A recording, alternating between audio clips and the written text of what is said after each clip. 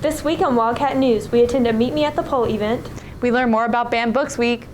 And we talk with a student who plays an uncommon sport. All these stories and more coming up because Wildcat News starts now.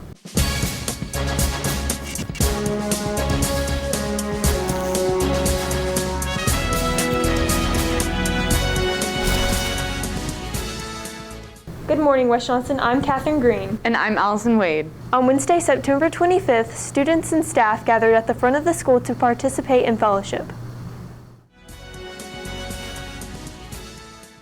See You at the Pole is an annual gathering that provides students with the opportunity to worship and pray with other individuals. Senior Leah Strickland shares what happened at this year's See You at the Pole event.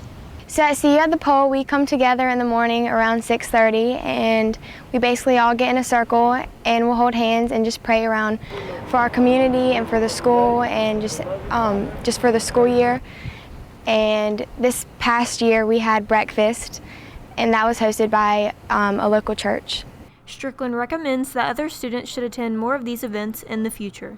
I would definitely recommend See You at the Pole to other students because not only do we come together to praise the Lord for all that He's done, but we also come together as a student body, and I feel like just especially that day in particular, it just really helps your day to continue to be even better because you're starting it off by praying to the Lord, and that's what we're called to do. So. Math teacher Monica Neal shares her opinion on praying in schools.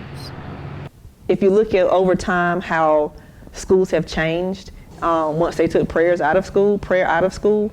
So I think that is a relevant and a missing piece that schools need today. And that's my personal opinion, not the opinion of Johnston County Schools, but that's my personal opinion that prayer is needed in school, and it was nice to have a chance to do that on site with, again, like-minded people. I'm Catherine Green, Wildcat News. Recently, students have taken on the teaching role in a new media center activity. On Tuesdays in the Media Center, students enjoy lunch and lead discussions based on topics submitted by their peers. Junior JULIAN BACA attended previous sessions and shares what the program is about. Teen Talk Tuesday is a sort of student-run, student-led, student everything really. It's not run by any of the teachers. It's, so you don't really hear their opinion, which is great, but you hear what you want to hear. Junior BRIANNA PELLATI was last week's discussion leader and talks about the program. Most people have come to the misconception that only TED Talks will be played during Teen Talk Tuesday. That's not true. We can also have videos such as like from the Moth or cool tutorials on how to do random stuff that, that might be interesting. I don't know, how to brush your teeth. Just fun stuff. BACA talks about why he enjoys the event. It gets you out of the cafeteria, which is first of all a good thing. It's really rowdy in there most of the time. And you get to come eat in the library, and you get to watch a video, which I love doing when I'm eating. It's a great way to keep my mind going with thoughts instead of just sitting there staring at a wall. Come see what discussions you can join and ideas you can share. I'm Allison Wade, Wildcat News. The chorus will hold their fall concert, The Greatest Show, this Thursday at 7 p.m. in the auditorium. Tickets are $8. Many fan favorite books like Harry Potter and Looking for Alaska have been challenged or banned from schools. Don't judge a book by its cover. September 22nd through 28th is Banned Books Week. This week provides librarians, educators, journalists, and readers with an opportunity to explain why they feel it is important to defend everyone's right to choose what they want to read and view.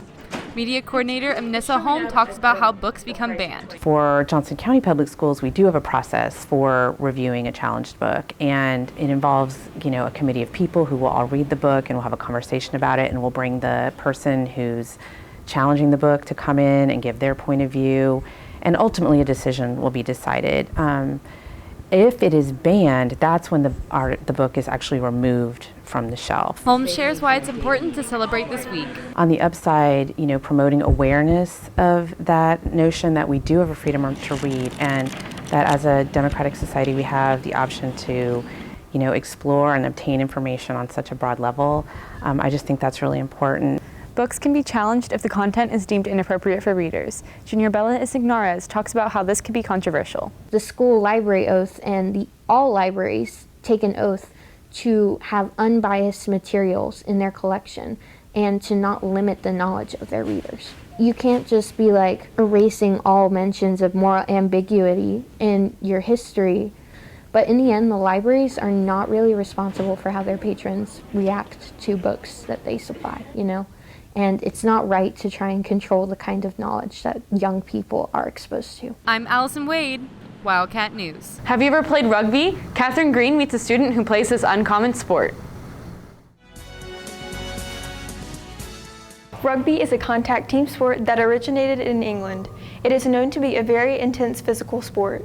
Junior Jack Von Graan describes the legacy in his family that he plans to continue. My dad's from South Africa, so instead of playing football, rugby's their big sport there. And my grandfather actually played professional. I was hoping to follow in those footsteps. Von Graan explains the brotherhood he feels between him and his teammates. Rugby's one of those sports where I feel like, unlike football, when we're around each other more often, I feel like we're more brothers than on the rugby team, just because we take trips together. I mean, we stay in hotels like when we go on tournaments, so we're just around each other a lot more. Von Graan describes the difference between rugby and other sports. So I feel like rugby is different from other sports. Just when you're playing, nobody likes each other on the field. You're gonna hate the other team, but afterward, you're all friends, you're all brothers. We always play the same team in the state championship usually because we're big rivals. Every one of those guys I know on a personal basis, and I'm friends with all of them.